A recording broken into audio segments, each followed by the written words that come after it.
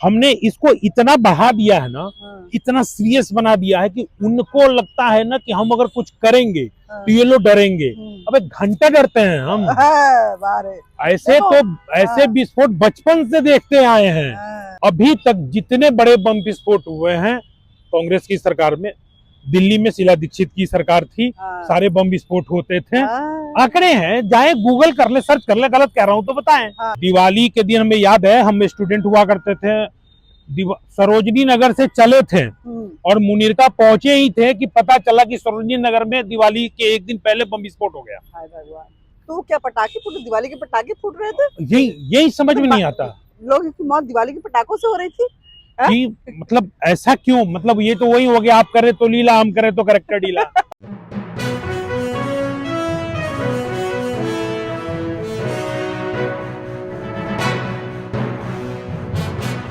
नमस्कार, मैं अनीता चौधरी और देखिए ये न्यूज अड्डा की अड्डेबाजी जो है, आज हम करेंगे उस अड्डेबाजी में ज्यादातर बातें जो हैं ये बम की राजनीति। ये अड्डेबाजी है आतंकवादियों की, और आतंकवादियों की इस की अड्डेबाजी में हमारे साथ जो है वो श्यामलेंदु हैं।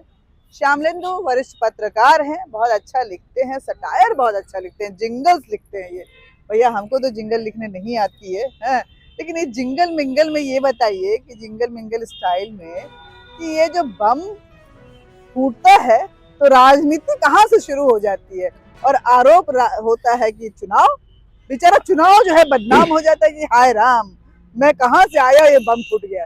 हाँ, अभी जैसे कि अभी दिल्ली बम विस्फोट को ही ले लीजिए, बम फूटा और नेक्स्ट डे इलेक्शन है तो बोला गया कि ये इलेक्शन के लिए ये बम विस्फोट करा रहे हैं। तो एक किस्सा याद आता है कि मैं बनारस में था, स्टूडेंट था, और उस समय मिस्र में बम फोड़ा गया।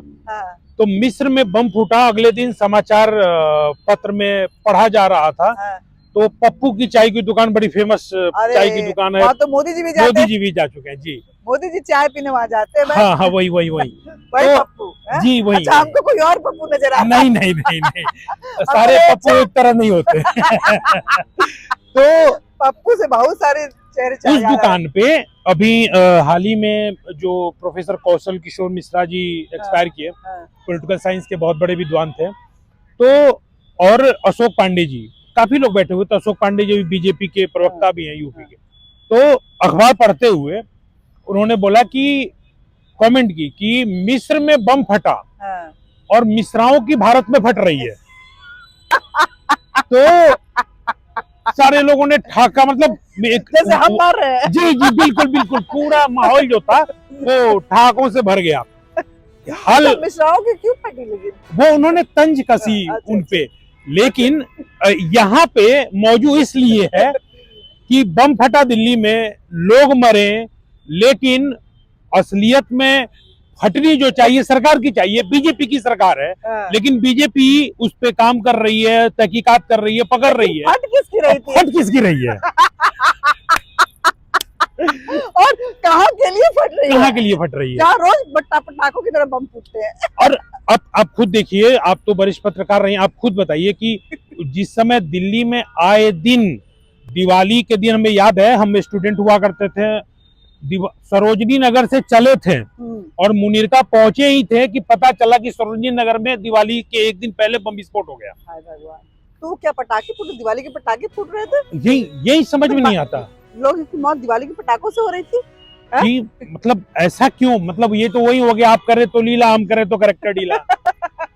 अच्छा, और मुझे याद है कि 26/11 का जब बम फटा था, 26/11 का जो बम फटा था, तो बड़े राजनेता कपड़े बदल बदल के जा रहे थे वहां पर फैशन शो के लिए, और उस बम फटने में वो राम गोपाल वर्मा को भी लेके जा रहे थे। हाँ, और इन्होंने बजाते वो पूरी सीरीज चलाई है, उसको यूज भी किया है।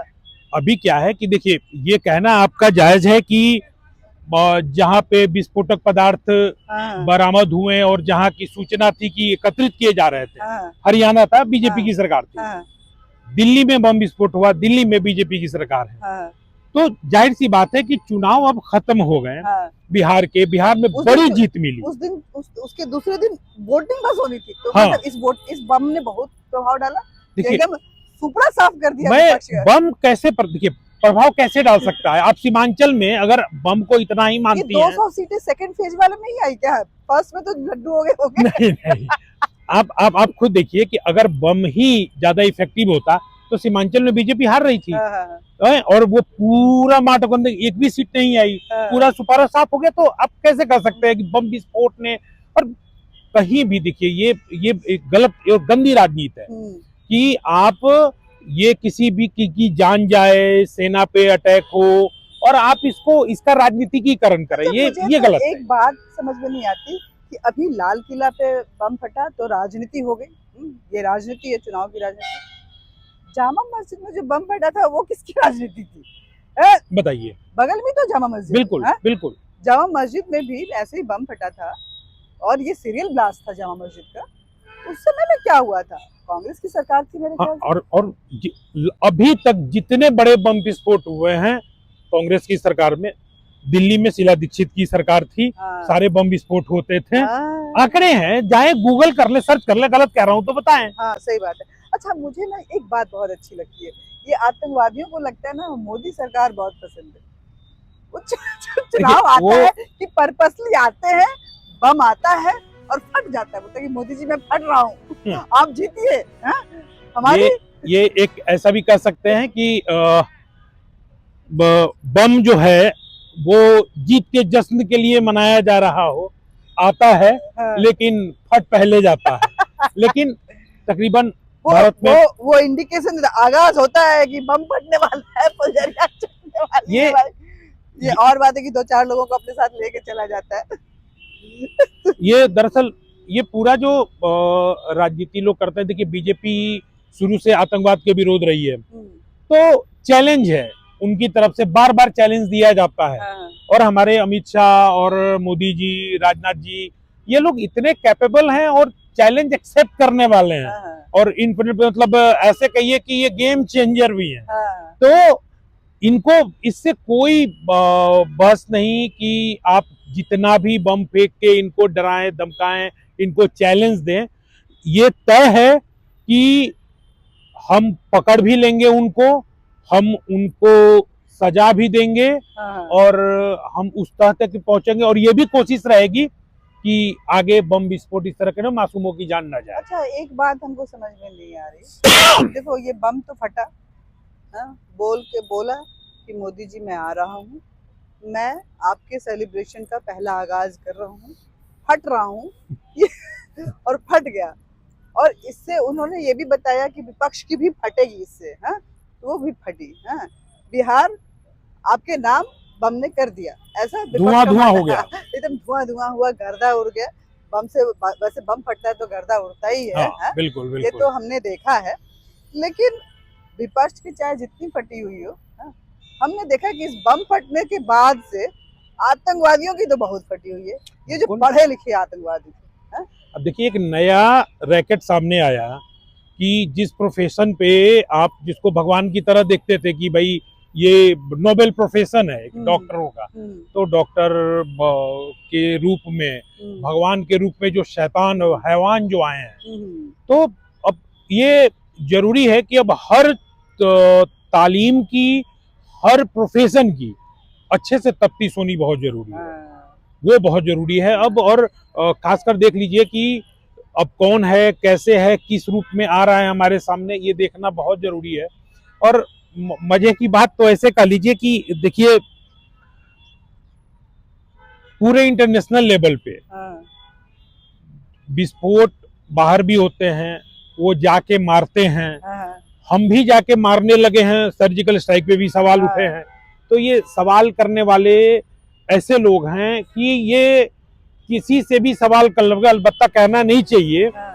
मतलब ये मानने की बात होती है कि एक नवजात बच्चा जब जबान खोलता है तो अपने माँ को माँ ना कह के ये कहे कि मेरे पापा कौन है ये प्रूफ करो। तो तकरीबन ये मान्यता वाली बात होती है, ये कोई नहीं सिद्ध कर सकता। तो तकरीबन ये जो गंदी राजनीति है ना, इससे परहेज करनी चाहिए। लेकिन हमको तो आश्चर्य उस डॉक्टर उमरवा पे लग रहा है। डॉक्टर उमर, डॉक्टर उमरवा, हम लोग बिहार जीता है तो थोड़ा उसके एक्शन में उत्साह है। हाँ बिल्कुल, उत्साह है। बिल्कुल बिहारी है तो उमरवा बोल सकते हैं, डॉक्टर उमरवा, इसके आगे मोहम्मद भी लगा हुआ था। हाँ, बिल्कुल बिल्कुल। वो जो डॉक्टर उमरवा मोहम्मद है, वो साला मरने से पहले एक वीडियो बनाता है कि ये जो जिहादी हमले होते हैं, ये जो आत्मघाती हमले होते हैं, जिसको हम सुसाइड बॉम्बर बोलते हैं, ये फिदाइन, हाँ फिदाइन बोलते हैं, ये कोई फिदाइन नहीं है भाई, ये तो अल्लाह के नेक बंदे करते हैं। मतलब उसको, उसके मन में कितना उत्साह होगा कि साला हम जाएंगे तो हमको तो 72 हूरें मिलने वाली है? अल्लाह का नेक बंदा बन के जाएगा है? तो ये 72 हूरें मिली होंगी कि नहीं उसको? देखिए, ये तो जाने के बाद ही पता चलेगा कि 72 हूरें मिलती हैं आपको या जंजीरों में जकड़े जाते हैं आप वहाँ भी। लेकिन लब्बो लुआब ये है कि यहाँ पे रहते हुए जब आपकी वो हूरें नहीं मिली तो वहां पर जाते हुए तो हूरें नहीं मिलेंगी। और जिस सपने में जाते हैं आप, तो जिस स्वप्न दो, ये एक स्वप्न दोष की बीमारी है, ऐसा भी कह सकते हैं। ये भी कह सकते हैं कि अल फलाह जैसे यूनिवर्सिटीज, चाहे वो कितना भी यूनिवर्सिटी हो जाए, लेकिन वो मदरसा ही रह गया। हाँ, मतलब ये तो बहुत मदरसा ही रह गया, जो बताता है कि भाई, वो सिखाता है, दिमाग में डालता है, तुम अल्लाह के नेक बंदे हो, ये जिहाद का काम करते रहो, 72 हूरें तो मिलनी तय हैं, और वहाँ पे पता नहीं क्या क्या मिलेंगी, क्या क्या सपने दिखाए जाते हैं, वो तो आप भी पढ़े होंगे, आप तो उर्दू के जानकार हैं, थोड़ा बताइए ना कि क्या। देखिए, ये मजहबी उन्माद है और कुछ नहीं। ये मजहबी उन्माद है, एक फ्रस्ट्रेशन है। एक सपना दिखाया जाता है आपको और आप उसमें आ जाते हैं, जबकि ऐसा कहीं नहीं, ऐसा कहीं नहीं कि आप वहां जाएंगे आपको 72 हूरें मिलेंगी और आप बम विस्फोट कर दीजिए और मरने वाला बाजार में अगर बम फटता है। आप सोचिए कि हम लोग यहाँ हैं, बाजार ही है, बीच चौराहे पे खड़े हैं, बात कर रहे हैं, अगर यहीं पे खुदा न खास्ते कोई बड़ा इंसिडेंट हो जाता है तो क्या जानता है कि यहाँ बैठने वाले में कौन हिंदू है कौन मुसलमान है। 3 मुसलमान भी मरे, 3 मुसलमान भी मरे हैं, बताइए। तो मतलब एक उसके अलावा जो सुसाइड बॉम्बर था, उसके अलावा सुसाइड बॉम्बर के अलावा जो 3 मुसलमान मरे हैं, अब कहाँ से आपको हूरें मिलेंगी बताओ? आप तो अपने ही भाई का कत्ल करके जा रहे हैं। नहीं, हमको तो चिंता होगी है, 3 जो मेरे उसको, उनको तो ये तो साला 72 हूरें ले गया। हाँ, और जो मर गया बिना 72 हूरें के, उनको क्या मिलेंगी? उनको क्या मिलेंगी? उनको जहन्नम मिलेगा कि जन्नत मिलेगा? देखिए, जो भाई ने भाई को मारा, देखिए जो ऐसे मरे हैं, भाईजान ने भाईचारा नहीं उनको तो बेमौत मरे हैं, मेरी सहानुभूति है उन भारतीयों के प्रति। लेकिन जो ये राष्ट्रद्रोही जो मरे हैं बम फिदाइन बन के, उनके प्रति कोई सहानुभूति नहीं। देखिए, इस बातचीत को इतना भले ही हम हल्के तरीके से करे हो, लेकिन मुद्दा बड़ा गंभीर है। देखिए, हल्के तरीके से करने चाहिए, क्योंकि हमने इसको इतना बढ़ा दिया है ना, इतना सीरियस बना दिया है कि उनको लगता है ना कि हम अगर कुछ करेंगे तो ये लोग डरेंगे। अबे घंटा डरते हैं हम। ऐसे तो ऐसे विस्फोट बचपन से देखते आए हैं, और हम तो पटाखे ऐसे जला के फेंक देते हैं, पता नहीं चलता। मसूद अजहर को मैं कहना चाहती हूँ, साला वहाँ पे फिदाइन महिला ब्रिगेड तैयार कर रहा है, वो लड़कों का, फिर से उसका पूरा खानदान उजड़ गया है ऑपरेशन सिंदूर में, वो लड़कों का जत्था तैयार कर दे, भारतीय युवाओं को इस्तेमाल कर रहा है। लेकिन कहने की बात है कि तुम कुछ भी करे, उखाड़ कुछ नहीं पा रहे हो। कुछ नहीं उखड़ेगा, दम ही नहीं। अभी फिर वो ख्वाजा आसिफ का बयान आ गया पाकिस्तान से कि मुझे डर है कि हिंदुस्तान जो है सीमा पे हमला कर दे।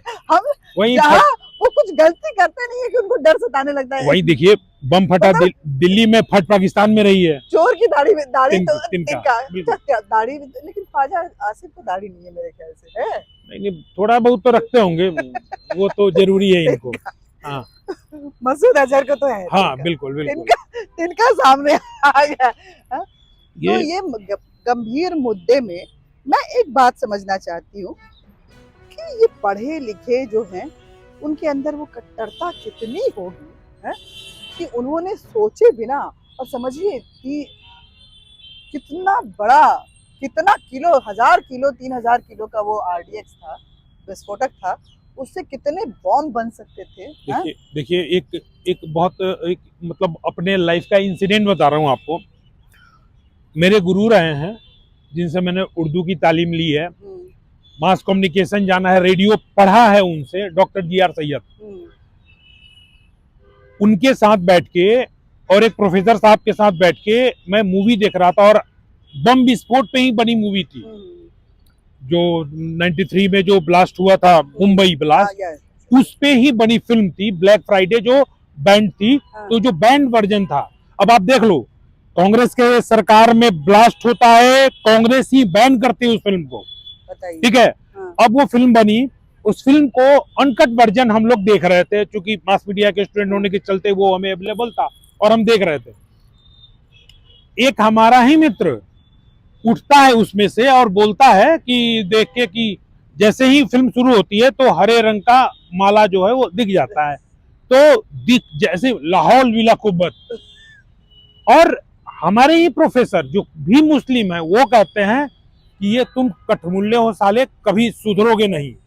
मतलब ये शब्दावली पे ध्यान दीजिए मैडम, कठमुल्ले हो साले, कभी सुधरोगे नहीं। यानी एक तबका ऐसा है जो काफी ज़हीन है, समझदार है, लोगों के साथ मिलजुल के कौमी एकता के साथ जीना चाहता है, वो भारतीय है, भारतीय बनना चाहता है। लेकिन ये कट्टरवादी जो है उसको मुसलमान बनने से, हाँ मतलब से आगे कहीं कुछ सोचने नहीं, वो है भारतीय, वो है भारतीय, हमारे साथ जीना चाहता है, इस मिट्टी में पैदा हुआ, इस मिट्टी में उतना ही दर्द उसको भी है जितना हमें है।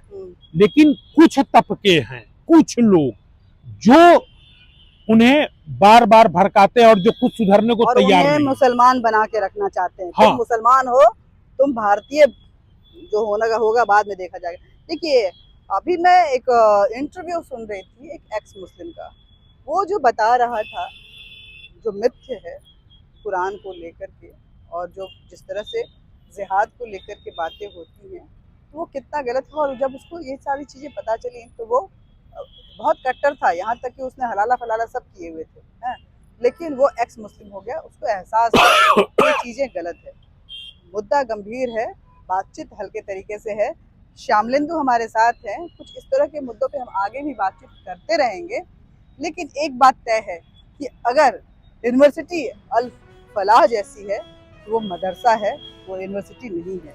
वहाँ डॉक्टर तो बन रहे हैं, लेकिन वो डॉक्टर जो हैं पढ़े लिखे जिहादी हैं। बिल्कुल। और महिलाएं जिस तरह से जैश के साथ अपने रिश्ते बना करके वो यहाँ पे सपोर्ट सिस्टम दे रही हैं, ये लेकिन देश के लिए बहुत बहुत बहुत बहुत मतलब आप खुद देख लीजिए कि अलीगढ़ मुस्लिम लिंग की अलीगढ़ मुस्लिम यूनिवर्सिटी की स्थापना हुई, उसके जस्ट बाद BHU बना। आप दोनों में कंपैरिजन करके देख लीजिए, अलीगढ़ मुस्लिम यूनिवर्सिटी में जैसे ही अंदर जाएंगे तो आपको वही परिवेश मिलेगा, और आज तक उसको उसी परिवेश में रखा है लोगों ने कि एकदम जातीय स्थिति में बना के रखा है। अब BHU चले जाइए, आपको मॉडर्निटी मिलेगी, आपको संस्कार भी मिलेगा। मालवीय जी का कथन है, दूध पियो कसरत करो और जपो हरि नाम, मन लगा के उद्यम करो पूरेंगे सब काम। इसमें कहीं नहीं बता रहा है हरि नाम जपना यानी प्रभु की आराधना करना, बम विस्फोट करना नहीं, कसरत करना यानी अपने आप को मजबूत रखना, इम्यून सिस्टम को सही रखना, ताकि वायरस से इनसे लड़ पाओ। ये नहीं कि जाके ब्लास्ट करना और मर जाना 72 हीरो के लिए। अरे हीरो की इतनी भी नहीं होनी चाहिए। मैंने देखा डॉक्टर शाहीन जो है हिजाब में वो डॉक्टर है और जैश का साथ दे रही है। ये आतंकवादी घटनाओं की सरगना में वो सपोर्ट सिस्टम के साथ एक महत्वपूर्ण सरगना बनती है। और ऐसी कई महिलाएं जो हैं, तो उनको यही कहना चाहती हूँ कि आपको हिजाब इसलिए नहीं पहनाया जा रहा है कि आप संस्कारों में ढकी रहें, बल्कि इसलिए पहनाया जा रहा है कि आप संकीर्णता की उस मानसिकता में रहें कि आप जैसे कठमुल्ले होते हैं वैसे कठमुल्ले ही बन के रह जाएं। तो इस बातचीत के लिए जो है बहुत बहुत शुक्रिया आप लोगों का। कैसी लगी ये बातचीत बताइएगा जरूर कमेंट बॉक्स में। और साथ ही अगर अभी तक न्यूज अड्डा इंडिया को सब्सक्राइब नहीं किया तो जरूर कर लीजिएगा। और इस तरह की श्यामलेंदु के साथ और बाकियों के साथ हम लोग इस तरह की बातचीत मुद्दों पे बातचीत करते रहेंगे। और घबराइए मत, हम सबकी खिंचाई करेंगे। ये और है कि इस बार फटी किसकी हुई थी? हाँ, फटी कहीं, फटा कहीं। बहुत बहुत धन्यवाद। नमस्कार।